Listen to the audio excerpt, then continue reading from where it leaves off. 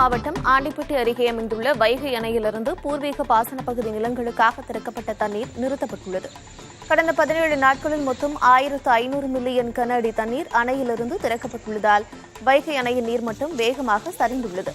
71 அடி உயரம் கொண்ட வைகை அணையில் தற்போது 47.57 அடியாக நீர்மட்டம் உள்ளது. அணைக்கு வரும் நீர்வரத்து வினாடிக்கு 202 கனஅடியாகவும் நீர் இருப்பு 1690 மில்லியன் கனஅடியாகவும் உள்ளது.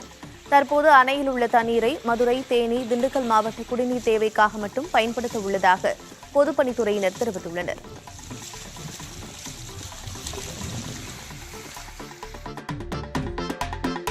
தேனி மாவட்டம் ஆண்டிப்பட்டி அருகே 40 அடி ஆழ கிணற்றில் தவறி விழுந்து உயிருக்கு போராடிய நாயை மீட்ட தீயணைப்புத் துறையினரை கிராம மக்கள் பாராட்டி வருகிறார்கள். திம்மரச நாயக்கனூர் அருகே உள்ள விவசாய கிணற்றில் வளர்ப்பு நாய் ஒன்று தவறி விழுந்துள்ளது. தகவல் அறிந்து வந்த தீயணைப்பு வீரர்கள் கயிறு மற்றும் வலையை கொண்டு சுமார் அரை மணி நேரம் போராடி நாயை பத்திரமாக மீட்டனர்.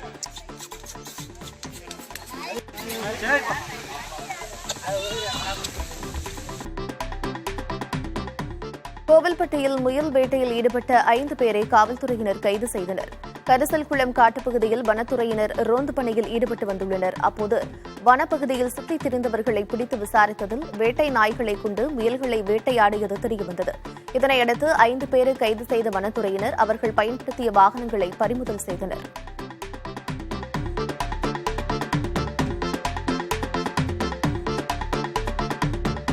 விபத்தில் உயிரிழந்த தென்காசியைச் சேர்ந்த ராணுவ வீரரின் உடல் ராணுவ மரியாதையுடன் தகனம் செய்யப்பட்டது.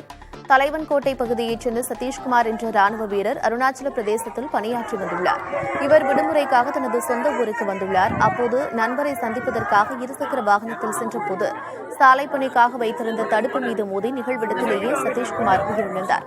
பொதுமக்கள் அஞ்சலிக்கு பின் ராணுவ மரியாதையுடன் உடல் தகனம் செய்யப்பட்டது.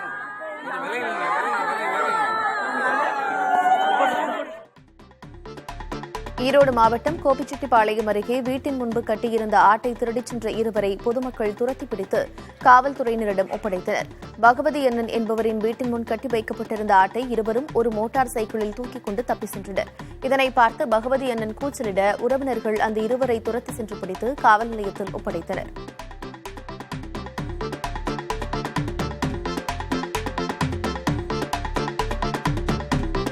மதுரை வடக்கு தாசில்தார் அலுவலகத்தில் வருவாய் மற்றும் பேரிடர் மேலாண்மை துறை இயக்குநர் திடீர் ஆய்வு மேற்கொண்டார்.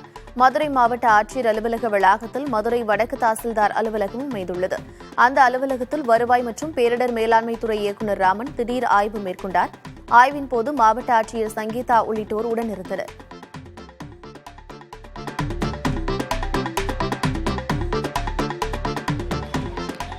கரூரில் நடைபெற்ற அகில இந்திய அளவிலான கூடைப்பந்து போட்டியில் விமானப்படை மற்றும் தென்மேற்கு ரயில்வே அணிகள் வெற்றி பெற்று கோப்பையை தட்டிச் சென்றன. ஆடவர் மற்றும் பெண்கள் என்று இரு பிரிவுகளில் போட்டிகள் நடைபெற்றன.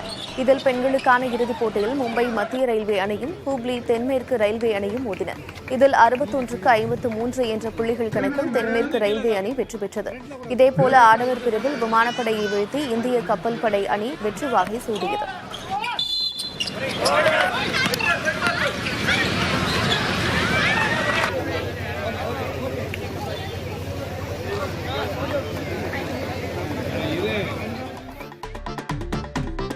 புதுக்கோட்டை மாவட்டம் அரிமளம் அருகே ஸ்ரீ காமாட்சி அம்மன் கோயிலில் வைகாசி தேரோட்டம் வெகு விமரிசையாக நடைபெற்றது. மேளதாளம் முழங்க ஆட்டம் பாட்டத்துடன் கோயில் தேரோட்டம் தொடங்கியது. முக்கணிகளால் அலங்கரிக்கப்பட்ட தேரில் வைக்கப்பட்ட காமாட்சி அம்மன் உற்சவருக்கு அபிஷேகம் மற்றும் ஆராதனை நடைபெற்றது. தேர் திருவிழாவில் சுற்றுவட்டார பகுதிகளைச் சேர்ந்த ஆயிரக்கணக்கான பொதுமக்கள் கலந்து கொண்டு தேரை வடம் பிடித்து இழுத்தனர்.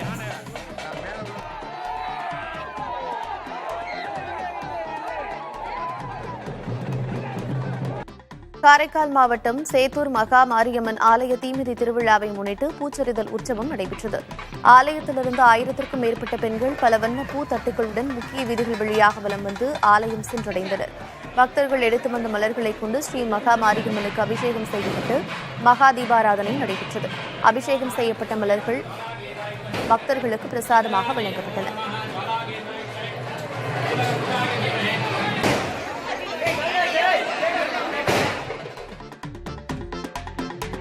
புதுக்கோட்டை மாவட்டம் வடகாடு அருகே அனவயல் கிராமத்தில் தானாண்டியம்மன் கோயில் தேர் திருவிழா வெகு சிறப்பாக நடைபெற்றது. இதனையொட்டி மா, பலா, வாழை என்று முக்கணிகளால் அலங்கரிக்கப்பட்ட தேரில் தானாண்டியம்மன் எழுந்தருளினார். தொடர்ந்து தேரை திரளான பக்தர்கள் வடம் பிடித்து இழுத்தனர். முக்கிய வீதிகள் வழியாக பவனி வந்த தேர் பின்னர் கோயில் நிலையை வந்தடைந்தது.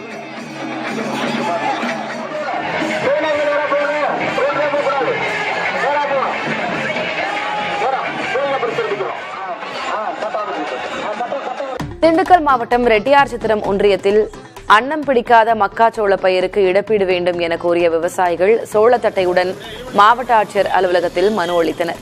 700க்கும் மேற்பட்ட ஏக்கரில் சாகுபடி செய்த மக்காச்சோளம் அன்னம் பிடிக்காமல் உள்ளதாக வேதனை தெரிவித்தனர். ஏக்கருக்கு 50,000 ரூபாய் இழப்பீடு வேண்டும் என்றும் அவர்கள் கோரிக்கை வைத்தனர்.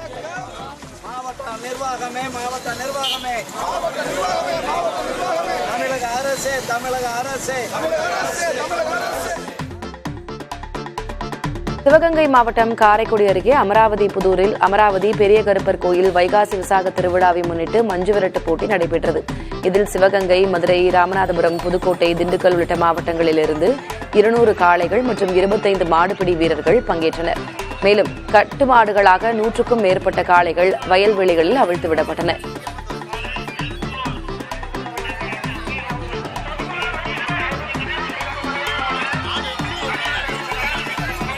மஞ்சு விரட்டு போட்டியில் 2 நபர்கள் லேசான காயமடைந்தனர்.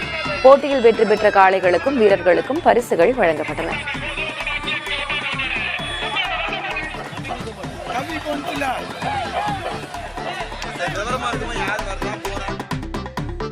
மதுரை அருகே உள்ள சனீஸ்வரன் கோயிலில் வெள்ளி முலாம் பூசப்பட்ட திருவாச்சியை மர்ம நபர்கள் திருடிச் சென்றுள்ளனர்.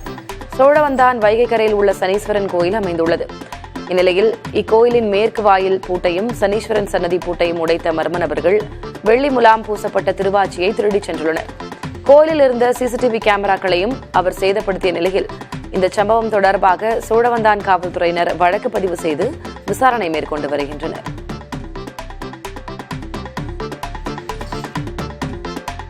புதுக்கோட்டை மாவட்டம் ஆலங்குடி அருகே உள்ள முத்துமாரியம்மன் கோயிலில் தேரோட்ட விழா விமரிசையாக நடைபெற்றது. கொத்தமங்கலம் கிராமத்தில் அமைந்துள்ள முத்துமாரியம்மன் கோயிலில் ஆண்டு திருவிழா விமரிசையாக நடைபெற்று வருகிறது. விழாவின் 15வது நாளில் தேரோட்டம் நடைபெற்றது. முதல் தேரான பேச்சியம்மன் தேரை பெண்களும் குழந்தைகளும் மட்டுமே வடம் பிடித்து இழுத்தனர். தொடர்ந்து பிள்ளையார் மற்றும் முத்துமாரியம்மன் தேர்களை ஆண்கள் வடம் பிடித்து இழுத்தனர். இத்தேரோட்டத்தில் திரளான மக்கள் உற்சாகமாக பங்கேற்றனர்.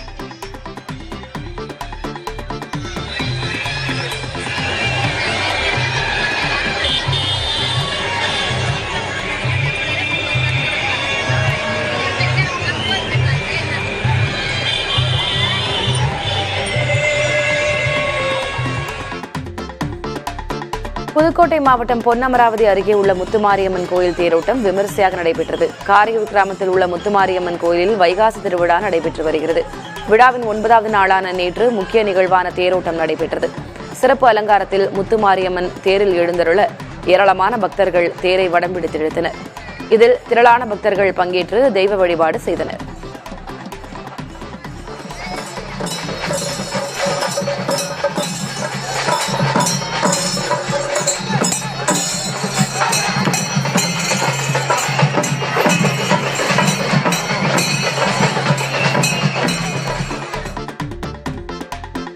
ராமநாதபுரம் மாவட்டம் கமுதி அருகே உள்ள முனீஸ்வரன் கோயிலில் 103 ஆட்டுக்கிடாய்கள் பலியிடப்பட்டு அன்னதானம் நடைபெற்றது. பெருமாள் தேவன்பட்டி கிராமத்தில் உள்ள தர்ம முனீஸ்வரர் கோயிலில் வருடாந்திர வைகாசி திருவிழா நடைபெற்றது. இதனை முன்னிட்டு 103 ஆட்டுக்கிடாய்கள் பலியிடப்பட்டு 1500 கிலோ அரிசி கொண்டு சமைக்கப்பட்டு அன்னதானம் நடைபெற்றது. இதில் ஆயிரக்கணக்கான பக்தர்கள் பங்கேற்று உணவருந்தினர்.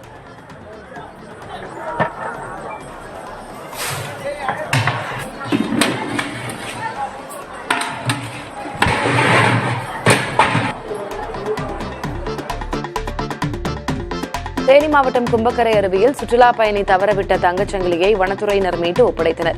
திண்டுக்கல் மாவட்டம் ஆத்தூரைச் சேர்ந்த கோபிநாதன் என்பவர் கும்பக்கரை அருவியில் குளித்தபோது 4 சவரன் தங்கச்சங்கிலியை தவறவிட்டுள்ளார். பின்னர் இதுகுறித்து அவர் தேவதானப்பட்டி வனச்சரக அதிகாரியிடம் புகார் அளித்துள்ளார். இதனையடுத்து அருவி இருக்கும் பகுதியில் தேடுதல் வேட்டை நடத்திய வனத்துறையினர் தங்கச்சங்கிலியை மீட்டனர். அதனை வனச்சரக அதிகாரி கோபிநாதனிடம் ஒப்படைத்தார்.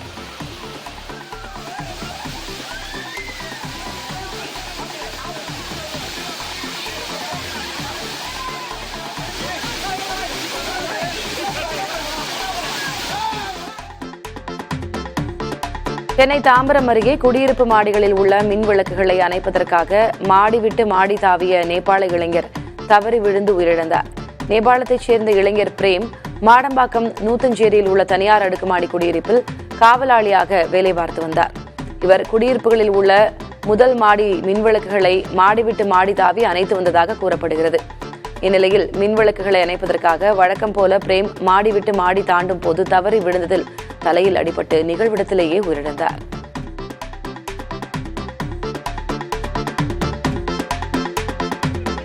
ராமநாதபுரம் ஆயுதப்படை மைதானத்தில் காவல்துறை சார்பில் கலவரத்தின் போது நடக்கும் பிரச்சினைகளை எப்படி கையாள்வது என்பது குறித்த ஒத்திகை நிகழ்ச்சி நடைபெற்றது.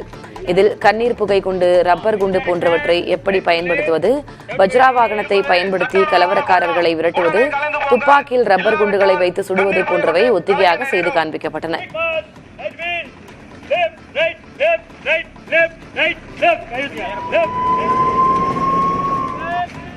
இதில் மாவட்ட காவல் கண்காணிப்பாளர் சந்தீஷ் உள்ளிட்டோர் பங்கேற்றனர். அரியலூர் மாவட்டம் ஜெயங்கொண்டம் அருகே டீசல் திருட்டில் ஈடுபட்ட 4 பேர் கைது செய்யப்பட்டனர். இடையார் கிராமத்தைச் சேர்ந்த அன்புராஜா என்பவர் பணியாற்றி வரும் குவாரிக்கு வந்த அடையாளம் தெரியாத நபர்கள் 20,000 ரூபாய் மதிப்பிலான டீசலை திருடிவிட்டு தப்பிச் சென்றனர்.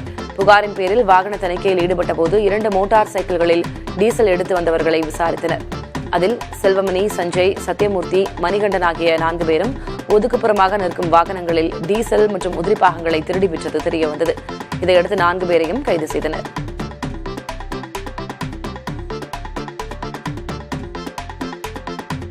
விருதுநகர் மாவட்டம் அருப்புக்கோட்டை அருகே ஆத்திப்பட்டி ஊராட்சியில் திறந்த வெளியில் குப்பைகளை கொட்டுவது மற்றும் எரிப்பதற்கு அப்பகுதி மக்கள் கடும் அதிருப்தி தெரிவித்தனர். திருச்சுழி சாலை, செம்பட்டி சாலை உள்ளிட்ட இடங்களில் பிளாஸ்டிக் கழிவுகள், கடைகள், உணவகம், மருத்துவமனை கழிவுகள் அனைத்தும் திறந்த வெளியில் கொட்டப்பட்டுள்ளது. கழிவுகளின் துர்நாற்றம், எரிக்கும் புகையால் மூச்சு திணறல் ஏற்படுவதாக மக்கள் வேதனை தெரிவித்துள்ளனர். குப்பை கொட்டுவோர் மீது கடும் நடவடிக்கை எடுக்க வேண்டும் எனவும் பொதுமக்கள் கோரிக்கை விடுத்துள்ளனர். தேனி மாவட்டம் ஆண்டிப்பட்டியில் வரத்து குறைவால் காய்கறிகளின் விலை அதிகரித்துள்ளது. ஆண்டிப்பட்டி சுற்றுவட்டார பகுதிகளில் கடந்த 2 வாரங்களாக பரவலாக பெய்த மழை காரணமாக காய்கறிகளின் விளைச்சல் பாதிக்கப்பட்டுள்ளது. இதனால் ஒவ்வொரு காய்கறிகளின் விலையும் 2 மடங்கு அதிகரித்துள்ளது. 15 ரூபாய்க்கு விற்கப்பட்ட 1 கிலோ தக்காளி 30 ரூபாயாக உயர்ந்துள்ளது.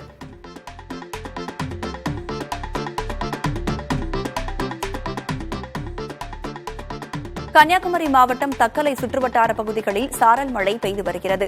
இன்று அதிகாலை முதல் மாவட்டத்தின் பல்வேறு பகுதிகளில் மழை பெய்து வருகிறது. வானம் மேகமூட்டத்துடன் காணப்படுகிறது. தொடரும் மழையால் மாவட்டம் முழுவதும் குளிர்ந்த காலநிலை ஏற்பட்டுள்ளது.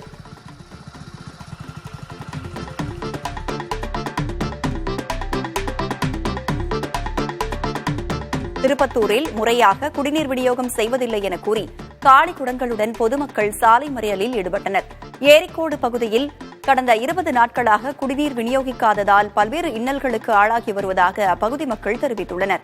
அதிகாரிகளிடம் புகார் அளித்தும் நடவடிக்கை எடுக்கவில்லை என கூறி திருப்பத்தூரிலிருந்து ஆலங்காயம் செல்லும் சாலையில் மறியலில் ஈடுபட்டனர். இதனால் அப்பகுதியில் போக்குவரத்து பாதிக்கப்பட்டது. காவல்துறையினர் பேச்சுவார்த்தை நடத்தியதைத் தொடர்ந்து போராட்டம் கைவிடப்பட்டது. தருமபுரி மாவட்டம் அரூரை அடுத்து வள்ளிமதுரை அணையின் நீர்மட்டம் வேகமாக உயர்ந்து வருகிறது.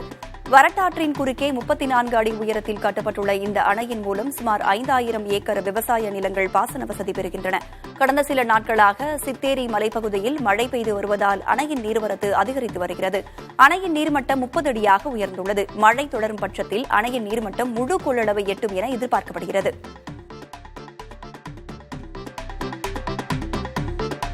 பவானிசாகர் அணையின் நீர்பிடிப்பு பகுதிகளில் பெய்து வரும் தொடர் மழையால் அணையின் நீர்வரத்து அதிகரித்துள்ளது. பவானிசாகர் அணையின் மூலம் 2,47,000 ஏக்கர் நிலங்கள் பாசன வசதி பெறுகின்றன. அணையின் நீர்மட்டம் தற்போது 54 அடியை எட்டியுள்ளது. அணையின் நீர்வரத்து வினாடிக்கு 1074 கனஅடியாக உள்ளது. நீர் இருப்பு 5.4 TMC-யாக உள்ளது. அணையிலிருந்து குடிநீர் தேவைக்காக 205 கன அடி தண்ணீர் வெளியேற்றப்பட்டு வருகிறது.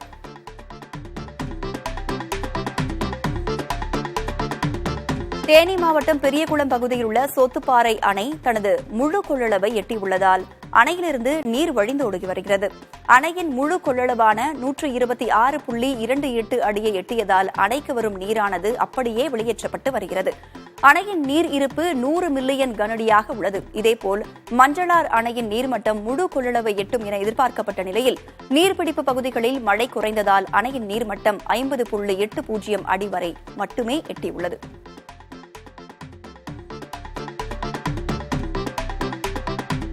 புதுச்சேரியில் மாநில காவல்துறை சார்பில் பீச் வாலிபால் போட்டி நடைபெற்றது. இளைஞர்களை தீய பழக்க வழக்கங்களிலிருந்து திசை திருப்பும் முயற்சியாக மாநில காவல்துறை மிஷன் இளமை என்ற திட்டத்தை தொடங்கி பல்வேறு வகையாக விளையாட்டுப் போட்டிகளை நடத்தி வருகிறது. இதில் வெற்றி பெறுபவர்களுக்கு காவல்துறை சார்பில் பரிசுகளை வழங்கி வருகிறது. அந்த வகையில் மெரினா கடற்கரையில் நடைபெற்ற பீச் வாலிபால் போட்டியில் 100க்கும் மேற்பட்ட இளைஞர்கள் ஆர்வமுடன் பங்கேற்று விளையாடினர். மக்களவைத் தேர்தல் வாக்கு எண்ணிக்கை நடைபெறும் ஜூன் 4ஆம் தேதி கர்நாடகாவில் 144 தடை உத்தரவு பிறப்பிக்கப்பட்டுள்ளது. அம்மாநிலத்தில் மொத்தம் 28 மக்களவைத் தொகுதிகளுக்கு 2 கட்டங்களாக தேர்தல் நடைபெற்றது. மாநிலம் முழுவதும் 28 வாக்கு எண்ணும் மையங்கள் அமைக்கப்பட்டுள்ளன. இதில் பெங்களூரு மாநகரில் பெங்களூரு சென்ட்ரல், பெங்களூரு வடக்கு, பெங்களூரு தெற்கு ஆகிய 3 மக்களவைத் தொகுதிகள் உள்ளதால் 3 வாக்கு எண்ணும் மையங்கள் அமைக்கப்பட்டுள்ளன. இந்நிலையில் நகர் முழுவதும் ஜூன் 4ஆம் தேதி காலை 6 மணி முதல் நள்ளிரவு 12 மணி வரை 144 தடை உத்தரவு பிறப்பித்து பெங்களூரு மாநகர காவல்துறை ஆணையர் தயானந்தா உத்தரவிட்டுள்ளார். இதுபோன்று மற்ற நகரங்களிலும் 144 தடை உத்தரவு பிறப்பிக்கப்பட்டுள்ளது. திருச்சியை சேர்ந்த பெண் ஒருவர் 21 வகை கீரை பொடிகளை விற்பனை செய்து தமது வாழ்வை மட்டுமின்றி வாடிக்கையாளர்களின் வாழ்வையும் ஆரோக்கியமானதாக மாற்றி வருகிறார். உடல் நலக்குறைவு ஏற்பட்டு மருத்துவமனைகளுக்கு சென்றால் மருத்துவர்கள் சொல்லும் அறிவுரைகளில் ஒன்று கீரையை உணவில் சேர்த்துக் கொள்ள வேண்டும் என்பதுதான். ஆனால் அன்றாட வாழ்க்கையில் பல்வேறு காரணங்களால் கீரையை உணவில் சேர்த்துக் கொள்வது இயலாத ஒன்றாக இருந்து வருகிறது. இத்தகைய சூழலில்தான் திருச்சி KK நகரைச் சேர்ந்த லட்சுமி பிரியா 21 வகையான கீரைகளை பொடியாக்கி அதனை விற்பனை செய்து வருகிறார். திருச்சி மாவட்ட நிர்வாகத்தின் சிறு குறு தொழில் முனைவோருக்கான திட்டத்தின் மூலம் மக்களின் ஆரோக்கிய வாழ்விற்கு பங்காற்றி வருகிறார். ஒரு சில கீரைகள் மட்டும்தான், சிறுகீரை, அரைக்கீரை, முருங்கீரை, இந்த மாதிரி ஒரு சில கீரைகள் தான் செய்கிறோம். அதையும் தாண்டி நிறைய கீரைகள் இருக்குது, அதில் நிறைய சத்துக்கள் இருக்குது. அதை நம்ம எப்படி கொண்டு போய் சேர்க்கறது அப்படிங்கிற ஒரு தேடல் தான் இது. இன்றைக்கி 21 கீரை வகைக்கும் கொண்டு வந்திருக்கோம். இன்னும் நாங்கள் 50 கீரையை ரீச் அவுட் பண்ண போகிறோம். தான் விற்பனை செய்யும் கீரை பொடிகள் 6 மாதம் காலம் வரை கெட்டு போகாது எனவும் லட்சுமி பிரியா உறுதியளிக்கிறார். தற்போது இணையதளங்கள் மூலமாகவும் விற்பனையில் ஈடுபட்டுள்ள அவர் வெளிநாடுகளுக்கு ஏற்றுமதி செய்யும் அளவிற்கு வளர்ந்துள்ளார். எத்தனையோ தொழில்கள் இருந்தாலும் ஆரோக்கிய நோக்கத்துடன் ஆரோக்கியமான ஒரு தொழிலை மேற்கொள்ள வேண்டும் என்ற எண்ணம் நிச்சயம் பாராட்டுக்குரியதே. ஈரோடு மாவட்டம் கோபிச்செட்டிப்பாளையம் அடுத்துள்ள பெருமுகை கிராமம் கரும்பாறை பகுதியில் சிறுத்தை நடமாட்டம் இருப்பதால் பொதுமக்கள் பாதுகாப்பாக இருக்க வனத்துறை எச்சரிக்கை விடுத்துள்ளது. கரும்பாறை முதல் சஞ்சீவிராயன் குளம் நீர் வழித்தடத்தில் சிறுத்தை நடமாட்டம் உள்ளதாக அப்பகுதி பொதுமக்கள் அந்தியூர் வனத்துறைக்கு தகவல் தெரிவித்துள்ளனர். வனத்துறையினர் நீர் வழித்தடத்தில் ஆய்வு செய்தபோது சிறுத்தையின் காலடி தடங்கள் இருந்தது உறுதி செய்யப்பட்டது. கரும்பாறை சஞ்சீவிராயன் குளம் மற்றும் அதன் நீர் வழித்தடங்கள் செல்லும் பகுதிகளில் குடியிருக்கும் பொதுமக்கள் இரவு நேரங்களில் வெளியே வர வேண்டாம் எனவும் தங்கள் வீடுகளில் வளர்க்கும் கால்நடைகளை பாதுகாப்பாக வைக்குமாறும் சிறுத்தையை கண்டால் உடனடியாக வனத்துறையினருக்கு தகவல் அளிக்குமாறும் தெரிவித்துள்ளனர். காலை நேரங்களில் கரும்பாறை முதல் சஞ்சீவிராயன் குளம் வரையிலான நீர் வழித்தடங்களில் யாரும் கால்நடைகளை மேய்க்க செல்ல வேண்டாம் எனவும் வனத்துறை சார்பில் கேட்டுக் கொள்ளப்பட்டுள்ளது.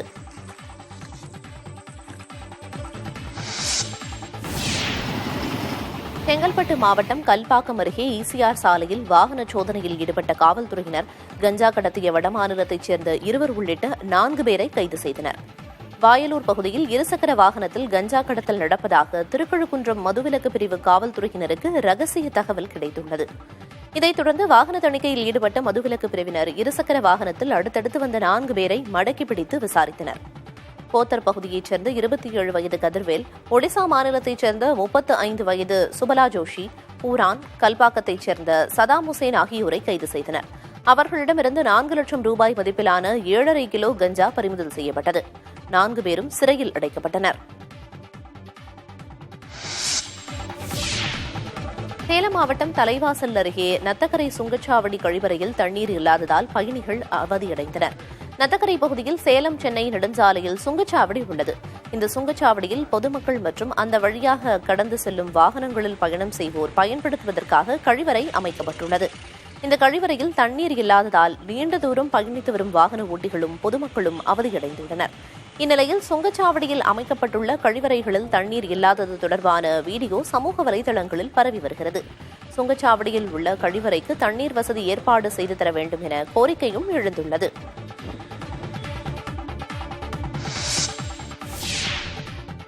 சவுதி அரேபியாவில் போதைப்பொருள் தடுப்பு போலீசாரால் கைது செய்யப்பட்டு சிறையில் உள்ள தனது கணவரை மீட்டுத் தரக்கோரி அவரது மனைவி ராமநாதபுரம் மாவட்ட ஆட்சியரிடம் மனு அளித்துள்ளார். கணவர் மீது பொய் வழக்கு போடப்பட்டுள்ளதாக மனுவில் தெரிவித்துள்ளார்.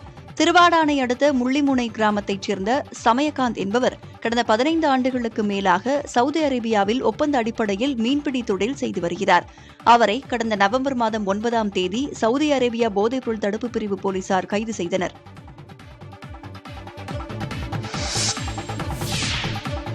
ஆம் ஆத்மி கட்சி எம்பி ஸ்வாதி மலிவால் தாக்கப்பட்டதாக கூறப்படும் விவகாரம் தொடர்பாக டெல்லி முதலமைச்சர் உட்பட தொடர்புடைய அனைத்து நபர்களின் அழைப்பு விவர பதிவுகளை விசாரிக்க வேண்டியது அவசியம் என தேசிய மகளிர் ஆணையம் தெரிவித்துள்ளது. கடந்த 13ஆம் தேதி டெல்லி முதல்வரை சந்திக்க சென்ற தன்னை முதல்வரின் தனி உதவியாளர் பிபவ் குமார் கடுமையாக தாக்கியதாக ஸ்வாதி மலிவால் காவல் நிலையத்தில் புகார் அளித்திருந்தார். இது தொடர்பாக குற்றம் சாட்டப்பட்ட பிபவ் குமாரை கைது செய்து விசாரணை நடத்தி வருகின்றனர். பிபவ் குமாரின் ஜாமீன் மனுவும் நீதிமன்றத்தால் நிராகரிக்கப்பட்டது. இதற்கிடையில் தேசிய மகளிர் ஆணையம் இதுகுறித்து தானாக முன்வந்து வழக்கை விசாரித்து வருகிறது. இது தொடர்பாக மகளிர் ஆணையம் வெளியிட்ட அறிக்கையில் டெல்லி முதல்வர் இல்லத்திற்கு ஸ்வாதி மலிவால் சென்ற பிறகு பிபவ் குமார் அழைத்து வரப்பட்டார் என்பது ஆணையத்தின் கவனத்திற்கு வந்துள்ளதாக தெரிவிக்கப்பட்டுள்ளது. பிபவ் குமார் யாருடைய வழிகாட்டுதலின் பேரில் அழைக்கப்பட்டார் என்பதை அறிய டெல்லி முதல்வர் உட்பட தொடர்புடைய அனைத்து நபர்களின் அழைப்பு விவர பதிவுகளை விசாரிக்க வேண்டியது அவசியம் என மகளிர் ஆணையம் தெரிவித்துள்ளது.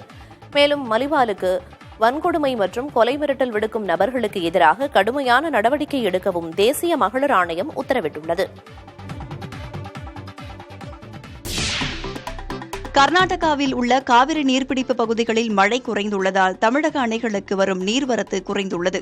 கிருஷ்ணராஜசாகர் அணைக்கு நீர்வரத்து நேற்று வினாடிக்கு 2893 கன அடியாக இருந்த நிலையில் இன்று 2364 கன அடியாக சரிந்துள்ளது.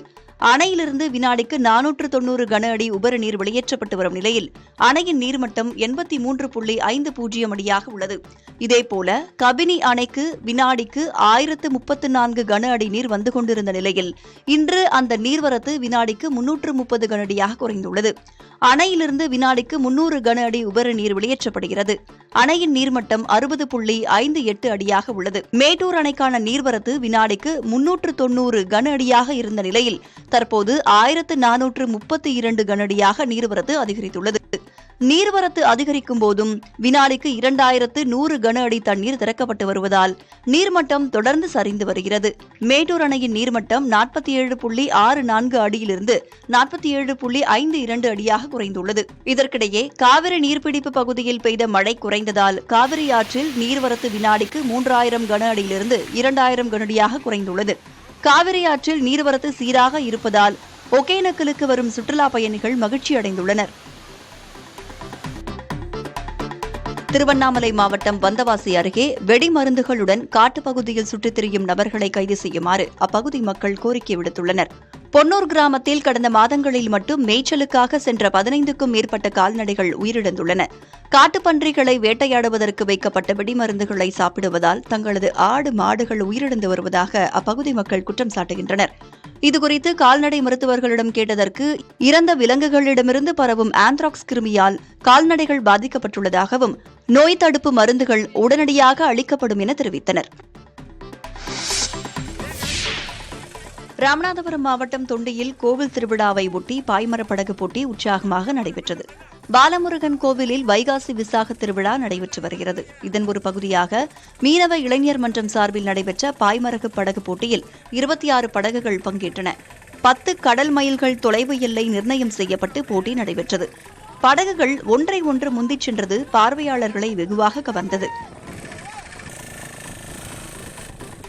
10க்கும் மேற்பட்ட கிராமங்களைச் சேர்ந்த ஏராளமானோர் போட்டியை கண்டு ரசித்தனர். போட்டியில் நம்புதாளை அம்பலம் அணி முதல் பரிசை தட்டிச் சென்றது.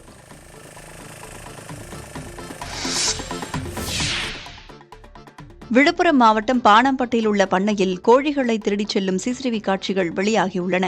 உதயன் என்பவருக்கு சொந்தமான பண்ணையில் கடந்த சில நாட்களாக கோழிகள் திருடு போயுள்ளன. இதனால் திருடனை கண்டுபிடிப்பதற்காக பண்ணையில் சிசிடிவி கேமராவை பொருத்தியுள்ளார். இதையடுத்து மீண்டும் கோழிகள் திருடு போனதால் சிசிடிவி காட்சிகளை ஆய்வு செய்துள்ளார். அப்போது ராகுல் என்பவர் கோழிகளை திருடிச் சென்றது தெரியவந்தது. இதுகுறித்த புகாரின் அடிப்படையில் ராகுலிடம் காவல்துறையினர் விசாரித்துள்ளனர். அப்போது தான் திருடியதை ஒப்புக்கொண்ட அவர் திருடிய 60 கோழிகளை திருப்பித் தருவதாக கூறியுள்ளார். பப்புவா நியூ கினியாவில் ஏற்பட்ட நிலச்சரிவில் 2000த்திற்கும் மேற்பட்டோர் சிக்கியிருக்கலாம் என அந்நாட்டு அரசு தெரிவித்துள்ளது. எங்கா மாகாணத்தில் உள்ள ஒரு குக்கிராமத்தில் மலை ஒன்றின் பக்கவாட்டில் நிலச்சரிவு ஏற்பட்டது. இதில் மலையோரமிருந்த குடியிருப்பு கட்டடங்கள், வாகனங்கள் ஆகியவை மண்ணில் புதைந்துள்ள நிலையில் காணாமல் போனவர்களை தேடும் பணியில் மீட்புக் குழுவினர் ஈடுபட்டுள்ளனர். 670 பேர் உயிரிழந்ததாக நேற்று அறிவிக்கப்பட்டது. மேலும் பலர் மாயமாகியுள்ளதால் மண்ணுக்கு அடியில் 2000த்திற்கும் மேற்பட்டோர் சிக்கியிருக்கலாம் என அந்நாட்டு அரசு தெரிவித்துள்ளது. மிகப்பெரிய பாதிப்பை சந்தித்துள்ளதாக தெரிவித்துள்ள பப்புவா நியூ கினியா உலக நாடுகளின் உதவியை நாடியுள்ளது. பப்புவா நியூ கினியாவில் கடந்த சில நாட்களாக பெய்த தொடர் மழை காரணமாக பல்வேறு பகுதிகள் கடும் சேதமடைந்துள்ளன. மலைப்பகுதிகளில் நிலச்சரிவுகள் ஏற்பட்டன.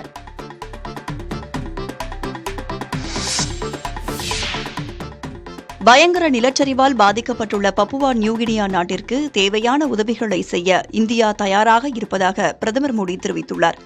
உயிரிழப்புகள் மற்றும் பெரும் சேதம் குறித்து வருத்தம் தெரிவித்து எக்ஸ் சமூக வலைதளத்தில் பதிவு செய்துள்ள பிரதமர், நிலச்சரிவில் உயிரிழந்தவர்களின் குடும்பங்களுக்கு இரங்கல் தெரிவித்துள்ளார். காயமடைந்தவர்கள் விரைவில் குணமடைய பிரார்த்திப்பதாக கூறியுள்ள பிரதமர் மோடி, சாத்தியமான அனைத்து ஆதரவையும் உதவியையும் வழங்க தயார் என பதிவிட்டுள்ளார். கடந்த வெள்ளிக்கிழமை பப்புவா நியூகினியாவில் ஏற்பட்ட நிலச்சரிவில் 2000த்திற்கும் மேற்பட்டோர் மண்ணில் புதைந்து உயிரிழந்தனர்.